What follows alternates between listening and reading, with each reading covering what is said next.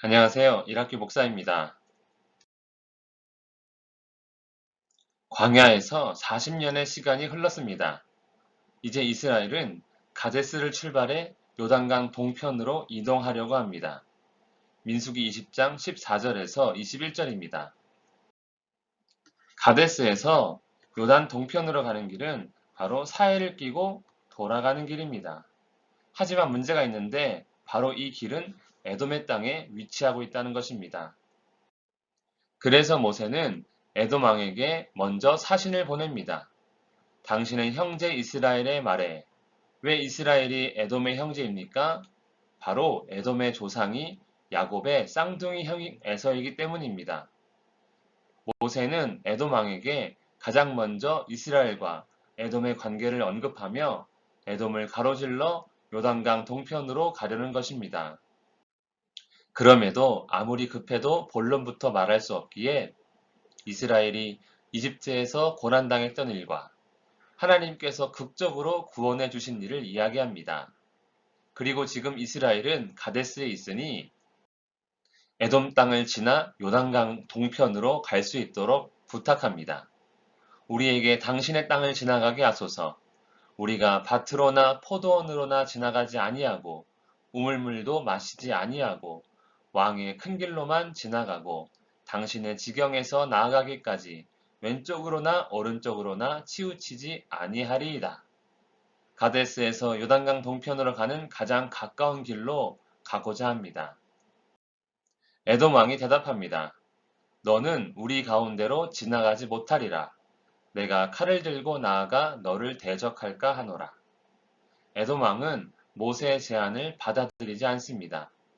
이유가 무엇입니까? 바로 하나님께서 함께 하시는 이스라엘이 두렵기 때문입니다. 이스라엘이 에돔을 지나가다가 갑자기 돌변해 공격해 오기라도 한다면 막을 수가 없는 것입니다. 그럼에도 에돔을 통과하지 못하면 이스라엘은 가데스에서 크게 돌아 요단강 동편으로 가야 하기 때문에 모세는 다시 한 번 더 말합니다.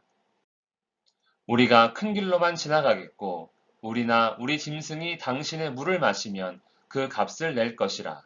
우리가 도보로 지나갈 뿐인즉 아무 일도 없으리이다. 하지만 에돔 왕은 군대를 거느리고 나와 강한 손으로 이스라엘이 지나가지 못하도록 막습니다.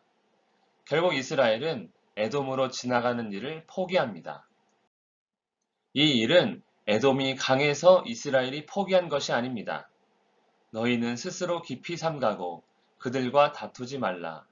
그들의 땅은 한 발자국도 너희에게 주지 아니하리니 이는 내가 세일산을 에서에게 기업으로 주었음이라. 에돔을 지나가지 못한 일은 하나님께서 그렇게 하신 것입니다. 이스라엘을 막은 강한 손은 에돔 왕의 강한 군대가 아니라 하나님의 손이었던 것입니다. 결국 이스라엘은 에돔을 지나가지 못했습니다. 돌아가는 것이며 실패이고 좌절입니까? 그렇지 않습니다. 신실하신 하나님의 인도하심입니다. 이방 민족에게 베푸신 은혜를 지키시는 하나님께서 자기 백성과 맺은 언약은 어떻게 하실까요? 그리스도 예수 안에서 우리에게 보여주신 하나님 나라를 바라보며 돌아가는 인생 같을지라도 하나님의 말씀을 따라가는 우리가 되기를 간절히 원합니다. 기도하겠습니다.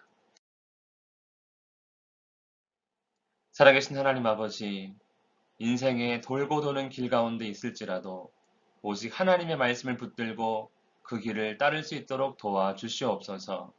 우리 눈이 아닌 주의 눈으로 이 길을 바라보기를 원하며 주님과 함께하기를 원합니다. 언제나 우리를 지켜보호하시고 바른 길로만 인도하여 주시옵소서. 예수님의 이름으로 기도합니다.